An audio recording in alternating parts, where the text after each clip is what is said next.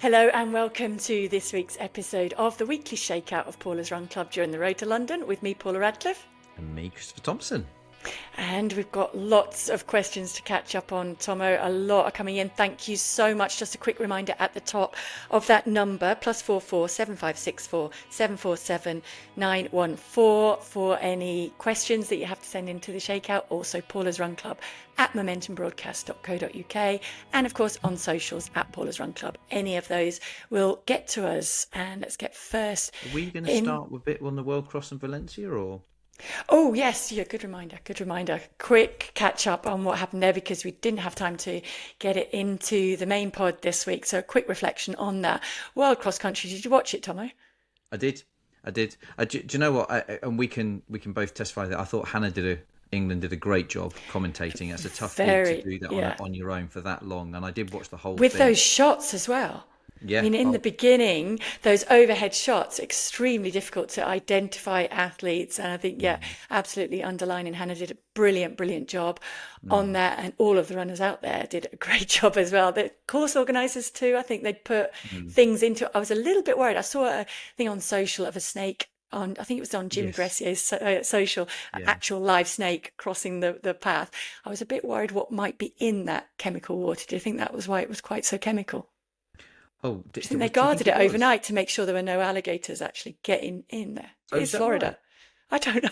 Oh, right. I thought you knew that then. I don't know. I think I'm hoping they checked it in the morning of just to make sure there was nothing in there that shouldn't be in there. I assume the colour of it was to do with the fact that the colour of the water was to do with the lining underneath, shining. The colour was coming through the lining of it. But you're right. Maybe, I don't know. The logs were shaped like alligators, but I can... the athlete I work with, Verity, she said it was a bit the weather and the conditions. There were a lot of athletes in the medical tent afterwards, and heat exhaustion. And I think part of the issue for a lot of athletes were coming from very cold temperatures. I think it was more to do with that than necessarily. I think it was like 25, 26 degrees and humid. Ordinarily, that's tough but manageable. But when you're coming from extreme cold or winters from wherever you are in Europe especially, I think it offered a tough. But I also, one of the big things that I think, what I love about cross country was summed up in the men's race. You saw the world champion 10k runner who you would assume from the track would go to something like this and not just potentially win but figure heavily in Jimmy Gressier. And it's not that he had a bad run. What was he, around 15th, 16th? It wasn't that he had a bad run. It's just... Shout out to Brian Fay, by the way, who battled down that home straight against him, didn't he? Really good run. He was a good bit back from Kiplima, who won. And I think that shows how cross-country is a different skill to track. And it's not a reflection of Jimmy's ability. It's a reflection of cross-country is its own skill and it's its own set of abilities. And I thought the men's race kind of epitomised why we need cross-country. I think definitely. And the fact it's a development ground as well. Yes. And I think on both of the junior races, that was really highlighted. I loved seeing Renders and Alois Abraham of France, who's only 17, by the way, right up there as the top European finishers and chancing to go with it. I think they finished maybe 10th and 13th in the end. But really strong runs from Renders of Belgium and Alois Abraham of France in that junior men's race. And then the young American as well, Blair, who went out very bravely and hung on in the end.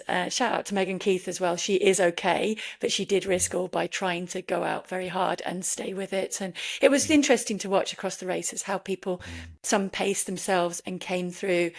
I think Brian Fay that I mentioned is a good example of that. He managed to work his way through. Jan Schrub actually finished very high up and ran strongly. And I think the French team talked about the fact that they thought they were good enough to go and compete with the Ugandans, the Kenyans and the Ethiopians on the top stage. And they were humbled by that. And they need to go back to the drawing board a little bit in terms of getting there with that competitiveness at the right level for the World Cross Country, and underlining again why it's such a great event.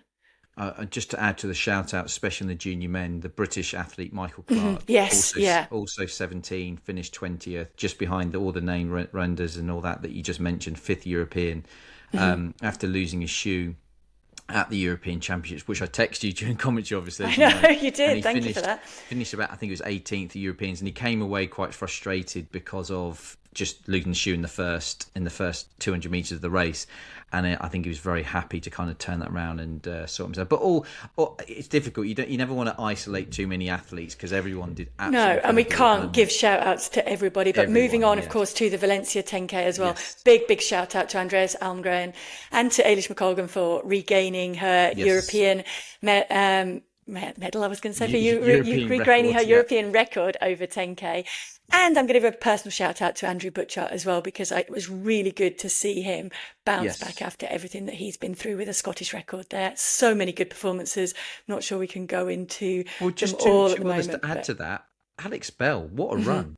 Sub 31 for 10K, who was an 800 metre athlete and obviously has had some real battles with UK athletics over the years, outspokenly so, in really turning to the roads and longer distances. But that was a huge run. And also I want to like Izzy Fry as well, who was just a couple of seconds back behind her after what's been a tough year for her. She's such a lovely girl as well. Shout out to Joe Wigfield as well, not forgetting equaling the British record for 10K on the road from Rory Leonard. So now it's 27:38 from the two of them. Rory running it last year in Valencia, now Joe today or over the weekend. So big runs from everyone all over the place. It's certainly it's becoming that kind of go-to road race for 10K runners to set records. I think they went round with plaques with national records, European records, and all these things ready to give athletes to have photos with them ready after the race. It's incredible. It's definitely known. It's like the marathon, isn't it? And the half, in terms of it's known as somewhere to go to if you want to get a good performance. Probably more likely than not to get good weather, which of course helps. Great organisation and a very, very flat, fast course as well, which helps. Right, on to the listener interaction. Then I'm going to kick off with a WhatsApp message that has come in, and it comes in from Jade. Hi, Paula and Thommo. I just wanted to start by saying I've listened to your podcast since it started a year ago.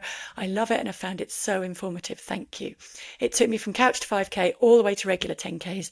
I booked myself into Manchester Marathon for April this year. However, I started to experience injuries and pains in my right foot from September onwards. After numerous physio appointments, I eventually saw a consultant privately who scanned me and said that the injury has been caused by my bunion. Ouch, I feel that one. I've had bunions since I was a child. To put it into perspective, I am 35 and they've continued to get worse each year. However, 2025, when I began my running journey, is when they had become very problematic, mainly in my right foot and quite sore when I go to bedtime. Taking the consultant's advice, I had bunion correction surgery yesterday and I'm now home in bed recovering. I won't lie, it's very painful. So this question is for you, Paula, or for me, to maybe bring me a little bit of hope and positivity, as I know you've been through this. What was your recovery time like, and what are your biggest tips for getting back into running afterwards? How long did the pain last? I am happy to cross-train too when the time is right. Did you have any long-term side effects from your surgery? I can't thank you both enough for being so relatable and inspiring at the same time. Thank you. Thank you for taking the time to answer this question. Well, first of all, well done, Jade. You've taken the most difficult step, and this, from memory, is the most painful time, the kind of week to 10 days after the surgery, not forgetting that you've basically had a little triangle of your bone chipped away to correct that big toe back to straight. So that is why it is so painful. Bone injuries are painful. This will help the alignment, and once the swelling goes down, it will help. But getting through the first couple of days, I think the biggest and best bit of advice I was given was actually by my surgeon, who told me to take the pain medications that were prescribed, because your body heals faster if it's not in pain. So it isn't a good idea to try and soldier on without them. A lot of people think that, but you actually are slowing down your recovery. So by taking the pain medications in recovery as prescribed by the surgeon, that's the best way to try and get through that. Regular icing, keep it elevated as much as possible.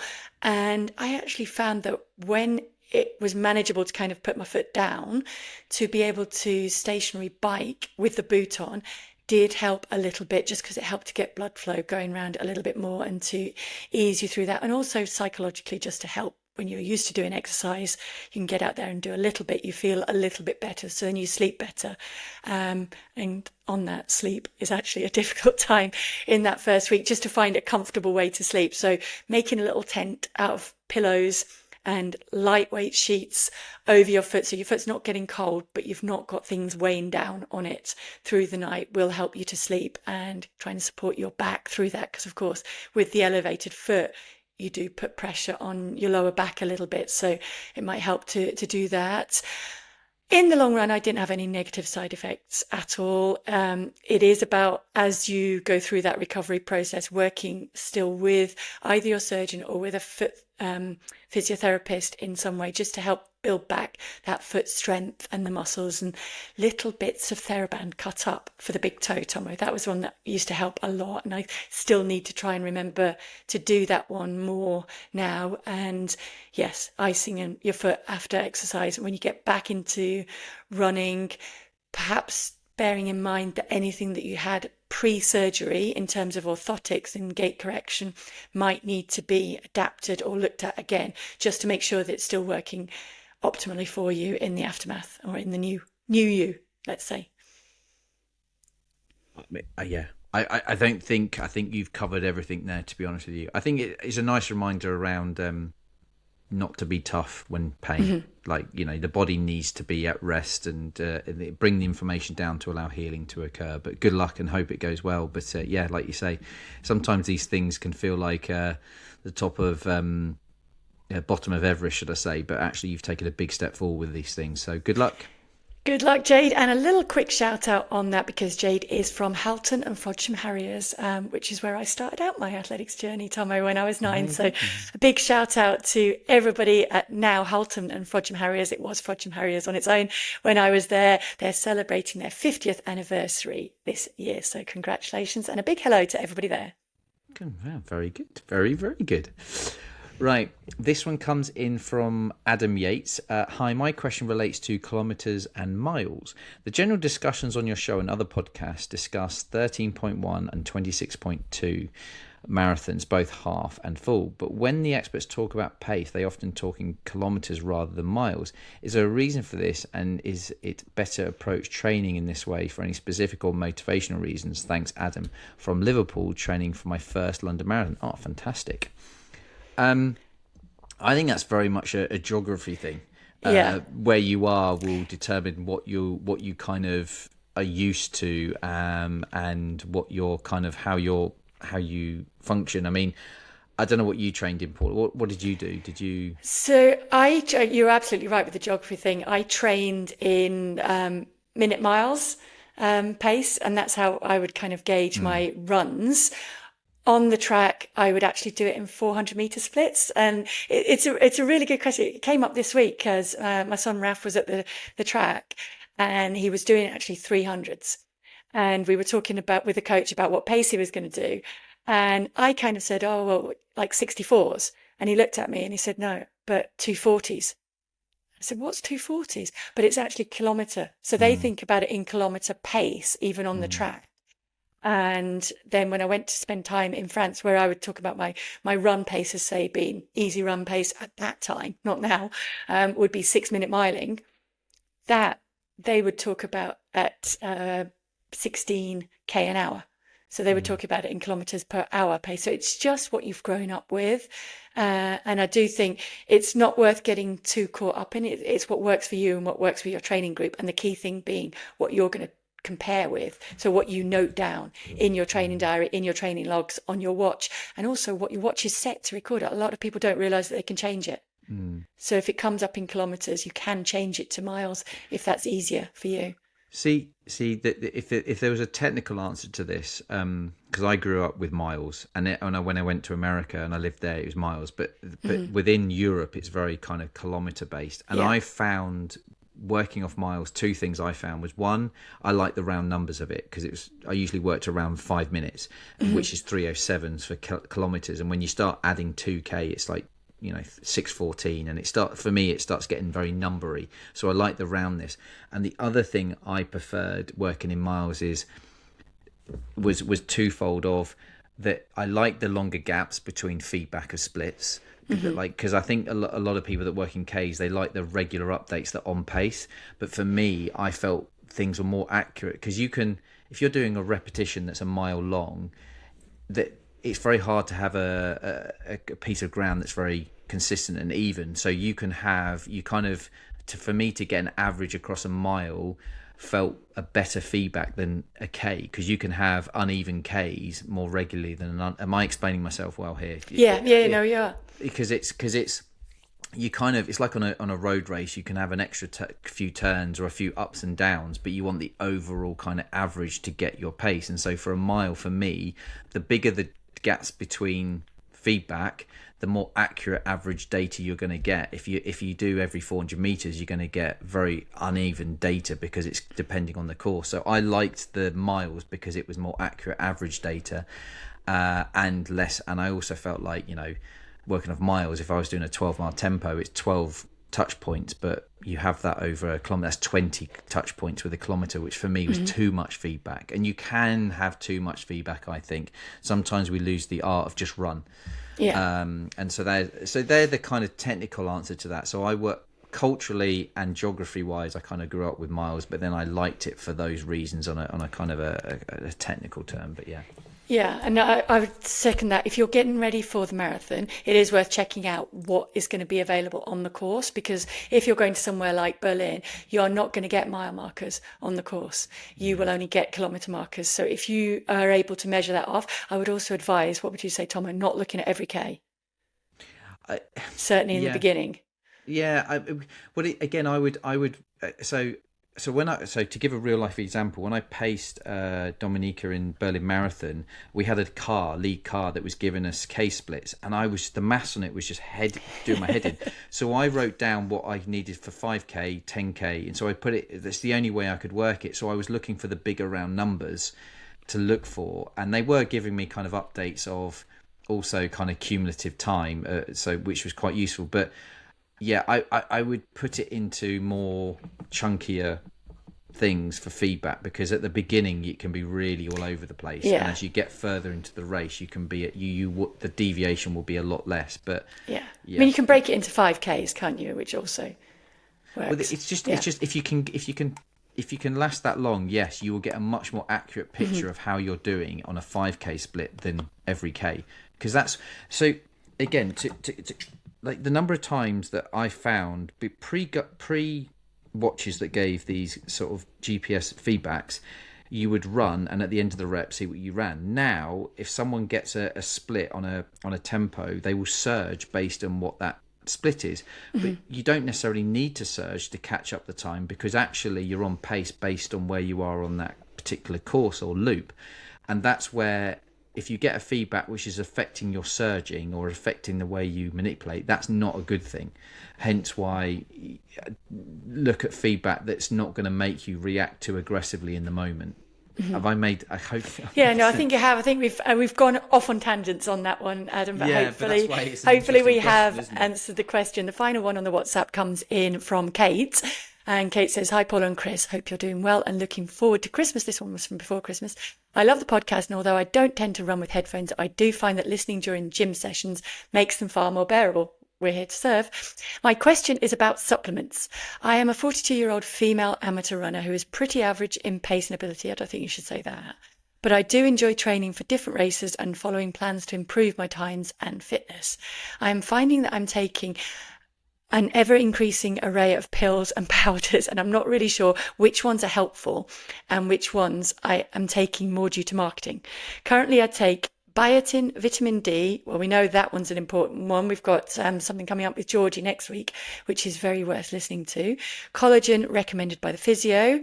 Iron, as this has been low in the past. Well, that's a good reason to take it. Magnesium at night. And if I'm heading out on a long run, I tend to take a high-strength vitamin B complex beforehand, as I find this helps with my endurance. I have been reading that creatine is the latest thing that I'm starting to wonder if it's all a bit silly for an amateur like me. Interested to hear your thoughts on the supplements, which would be likely to be most beneficial. Thanks in advance. Kate." Well, the first thing I'm going to do, Thommo, is recommend that Kate listens to the main pod coming up with Georgie, where she does cover that off in detail, particularly on the creatine. So I'm going to leave off on answering too much of that because Georgie does go into it. I'm just going to touch on the first part of that. I think collagen is one we're going to revisit with Georgie later on in terms of the use of collagen or the usefulness of collagen.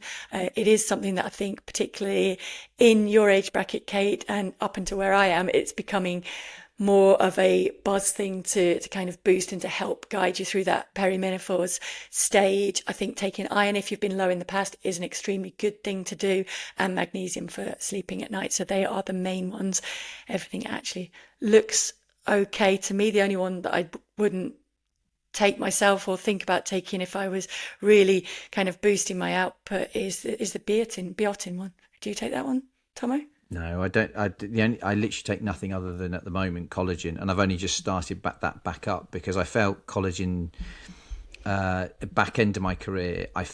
Well, again, it's hard to pinpoint supplements as to be a reason for something, but I did have there was a very definite moment where I started taking it, and an Achilles issue I had seemed to clear up, whether it was a coincidence or not. And that's the only problem with supplements. Yeah, Large amount comes down to feel and that potentially placebo effect. But I think no, I don't take anything else at the moment. Which I'm intrigued by this creatine conversation that Georgie, because it's never something that's been on my radar. And as I get older and things to take things, I think I think it's about empowering what you need for your life, isn't it, and what you're missing. And quite often, it's things like iron, for example. If you're not low, you shouldn't take it. Because it's but that's why I'm saying I think Kate's in a good place, because what she is taking, she's detailed the reasons for why she's taking it. Yes. And those reasons are there for sleeping well at night. We all know magnesium helps with that, and sore legs. And if you have had low iron in the past, it is a good idea, particularly as you up the training, just to supplement that, particularly for females. And again, we won't go into it now, but Georgie, we talk a lot about the gut health thing, and I think those foundations around gut health and supplements. I think for sometimes for supplements to kind of give you the biggest bang for the buck, that gut health kind of foundation needs to be there. But that's how you maximize any form of nutrition or food intake, because we live in a very high processed world, and I think trying to give your stomach the best chance it can to utilize what you put in it, whether it's supplements or just like a good, healthy, well-rounded dinner. Or I think Georgie mentioned the rainbow word. I didn't actually know what that meant, eating the rainbow. It means lots of different colours of foods, Thommo. Oh, is that what it is? Do you know what? I just thought she was talking about the pot of gold at the end, which I've never found. You've got your bananas that are yellow, you've got your carrots that are orange, you've got red things like red apples, red berries, whatever. Yeah, so basically just bringing in lots of range to be able to pull vitamins and minerals and important things from all areas. I didn't see that. I was scared. You were just opening the Skittles, weren't you? See, that doesn't work. Well, this is where again, I know I can say it. Like Mo Farah is obsessed with Skittles. He had the biggest bag of Skittles on our drive. Don't say that, because people will think that's not why he ran fast. Everybody. No, but it's why he got us from Barcelona to Font-Romeu quickly, because he was having so many Skittles. But yeah, I was scared to ask too many questions of Georgie, because I just thought it was going to show my naivety. Because even we're all, every day's a school day. Do you know what I mean? It is. Right. Next question. Yeah, we're on to the emails now. Yes. I think I'm doing the first one, aren't I? In Neil. Right. Okay. Hi, Paula and Thommo. It comes in from Neil McLean. Love the podcast. My question is how best to get back to running half marathons.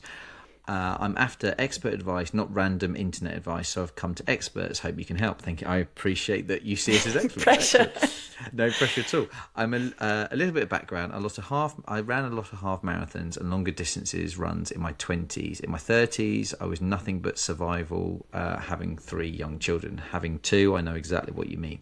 In my 40s, we emigrated from Leeds to Brisbane. Oh, very nice. Mm-hmm. Australia and I have become a gym person with lots of strength and conditioning, and more recently moving into CrossFit and high rocks.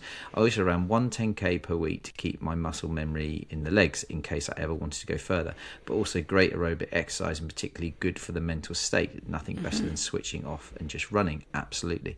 I've just turned 50 and I have also undergone and now recovering from knee surgery, repairing a meniscus tear. I've also done all the necessary but boring rehab from the physio and started back up CrossFit, rebuilding strength and fitness.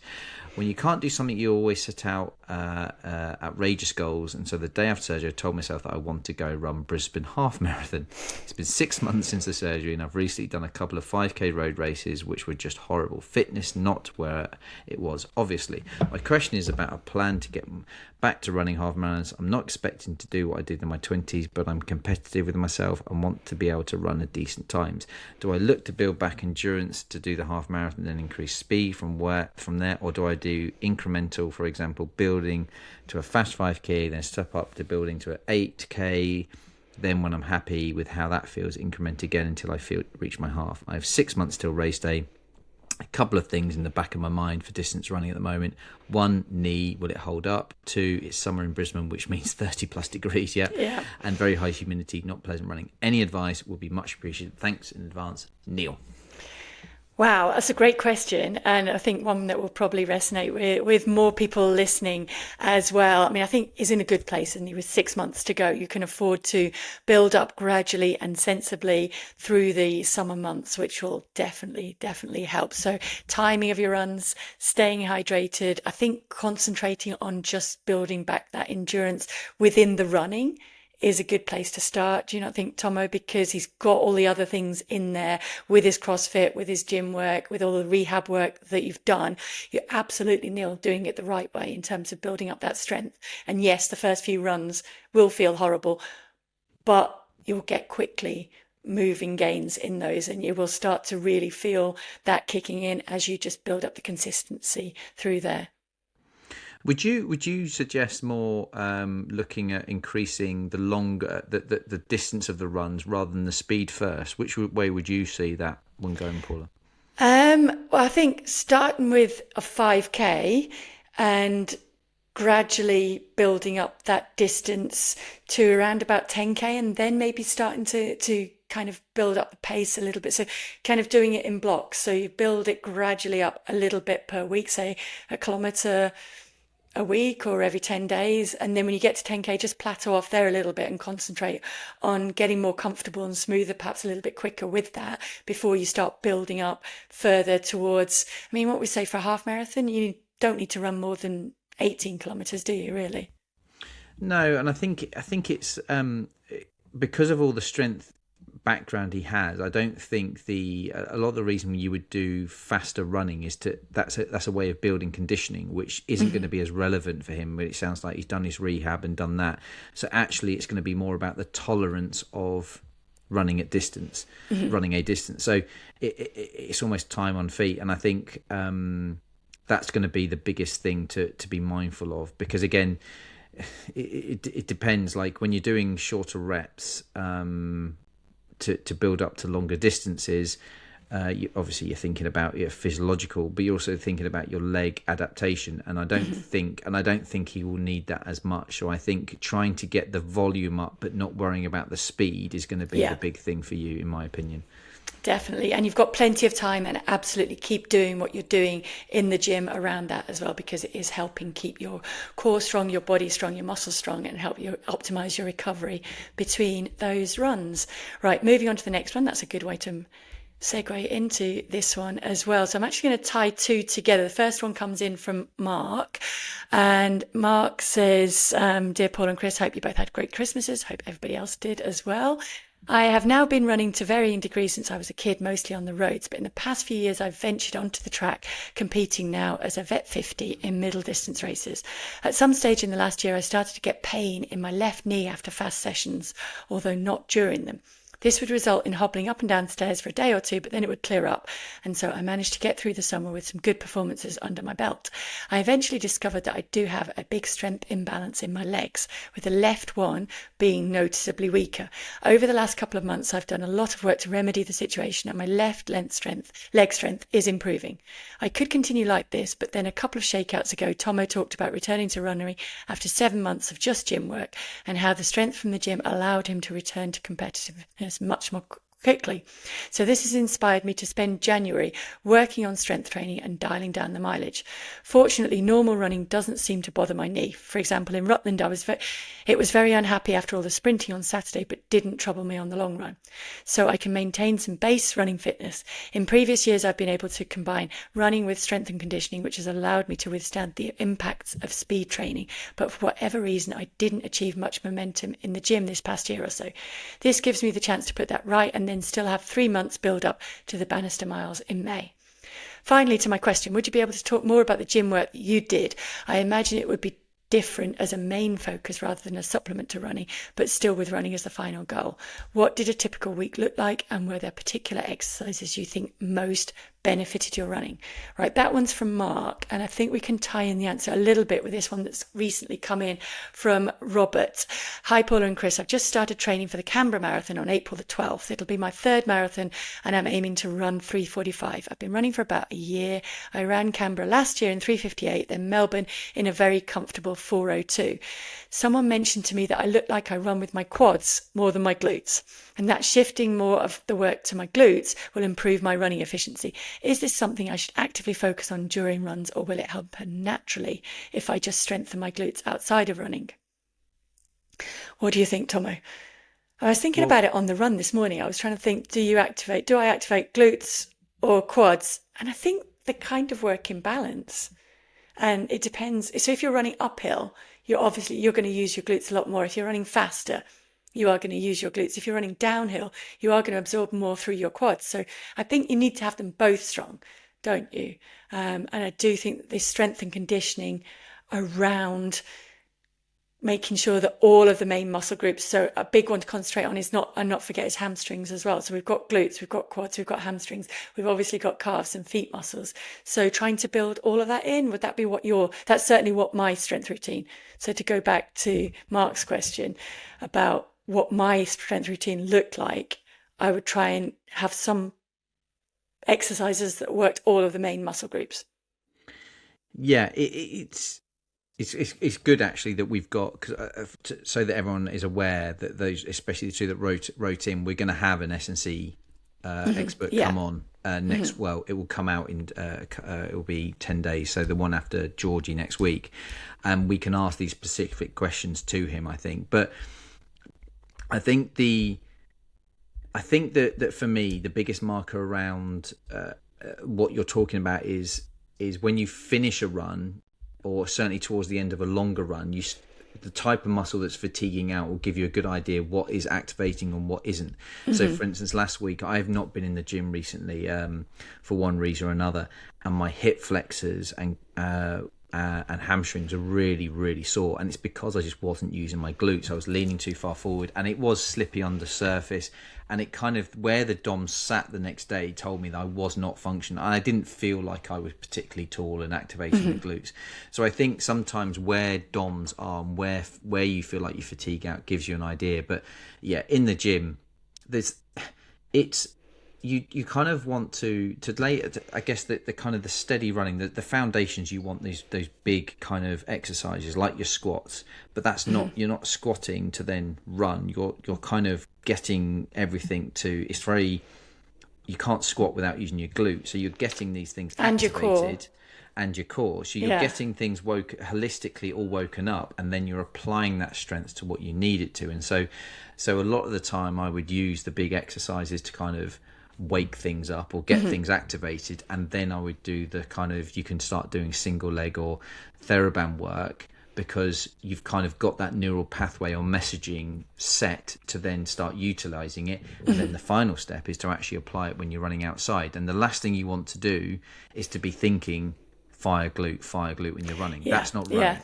And exactly. And so it's doing those two things beforehand, so that when you go out, it's autonomous and it's natural. And the way you'll know is the next day, oh, do you know what? My glutes are on fire today. And I think you kind of alluded to it then. It's like when you're running uphill or downhill, that they kind of really can tell you if you're really powering up the next day. If you're going up a hill and flying down a hill, depending on what muscles are really kind of domsy the next day, it really kind of helps tell you, hang on, I'm doing this. And it's a self-fulfilling prophecy. The better you activate through the gym, the better you activate while you're running, and the more Yeah, you're and the strengthening through better running. you feel. Definitely. I Yes. mean, it's a good, okay. So I used to do during my career, I would alternate. So I would lift in the gym 3 times a week. And that would be the squats, bench press, some cleans, some plyometric jumps, You clean the gym. core workout. I'd You clean the gym. clean. No, I would clean in the gym. Sorry, dad Someone joke. else does that there. Yeah. And then in between, I would do some TheraBand work and some general core stuff just at home that I could fit in around my training. That was when I was really disciplined. Now I still do for my foot. I do single leg calf raises, a lot of those with the bar. I do still my squats, and I do some medicine ball work and Swiss ball work on my core. Probably not as often. And if I'm honest, yeah, I keep the foot stuff in regularly because my foot will moan otherwise. Over Christmas, I was away and I was working with my son Raf, who's got a bit of a glute imbalance, needs to make them stronger because he's grown so much. So disciplined every day in there, doing Swiss ball work, doing some medicine ball work. Massively noticed the difference coming back running. Even though I'm just going out running, I'm not trying to run quickly, but you do feel a big difference in terms of you're just feeling stronger, feeling less fatigued at the end of the run, as you talked about, and muscles not screaming out with imbalances. And he mentioned about me being in the gym for 7 months, and a big part of that is that. And again, I would need this. I'll ask Richard this, but my understanding is it does take 6 months for muscle fibers to sort of regenerate, and so the repetitiveness of the gym is very important. Like running, but the thing is, running is also impacted by your heart and lungs, whereas strength from a gym is absolute strength. So how you break it down, how you repair it, and that is a process you can't bypass. It's like my lungs got me through out of a lot of holes when I was running. My legs weren't ready or conditioned to run quick, but my heart and lungs would carry my legs. But you can't do that with gym work. You do have to spend the time and get the strength, and 6 months is a figure that sounds daunting, but don't forget, once you've done it, it's harder to lose because you've spent so much time. So it's worth the time and effort, and then it becomes self-fulfilling. If you miss 2 weeks, it's easier to get back. It's just that initial process to get it over the line initially. But yeah. Definitely. Right, quickly time for the honours board this week. Yep. I'm going to start out with, this comes in from Kate, but she's actually nominating her partner Jim Curry for the honours board. She says she is now 54. She was 52 when she started running and went from couch to London Marathon in just under 9 months. Wow, well done. I was incredibly lucky to get a ballot place at exactly the right time. I began running while my dad was sadly dying, and it helped me more than I can put into words. That resonates with me. Through training and since, I've completed a 10K, 5 half marathons and London. I'm not very fast, very much a jogger, but you're still a runner. And I'll never be at the pointy end. I never ran as a child or was into sport. I was the one hiding behind a bush during cross country instead of taking part. I was also very overweight, and plenty of people told me I'd never be able to run, let alone run a half marathon or marathon. But look at you now. That's where Jim comes in. With his encouragement and firm but kind pushing, I completed the London Marathon, but since have taken 20 minutes off my half marathon PB, running 2:41 in Milan last year. And yes, I know that you will say this is an inclusive community, and I really felt that. During my marathon training, Jim was struggling with plantar fasciitis, yet still walked over half a marathon's distance around the London course with my brother just to cheer me on after supporting me in a car on all my long runs. Now it's his turn. In June, Jim is taking on his first ultra, the Cotswold Way, continuous, and he's running in support of the Lighthouse Dementia Support, a community charity we set up as a family in memory of my dad. This year, I get to support him the way he supported me. I'd absolutely love it if you could add Jim to the honours board and wish him the very best of luck for June. I know London is your current focus, but a little motivational boost would mean the world to him as he trains for this huge challenge. Thank you for everything you do. Your podcast genuinely changes lives. Oh, that's lovely. So that comes in for Kate, but a big, big shout out to Jim Hayward and the very best of luck in June. Yeah, massive good luck, and what a lovely. I love letters or emails in this case that comes in like that, because I think it's giving these people a platform to shout people out like that is just, I think it's lovely. So yeah, congratulations, good luck, and thank you for being part of the pod. Absolutely. And thank you very much for listening to this podcast. A big reminder that the main pod drops on a Monday, and on next Monday we have Georgie Broomvales coming up. Right, Thommo? Such a good one. Yeah. It's so good. So that's a good one to listen to. We are going into week 3. Hope everything is going well, and keep sending in all of your questions and Honours Board shout outs to that WhatsApp number +44 7564 747 914. Email paulasrunclub@momentumbroadcast.co.uk, and of course on socials @paulasrunclub. Thank you so much for listening, and we will catch you next Thursday for the Shakeout, Monday for the pod. See you soon, guys.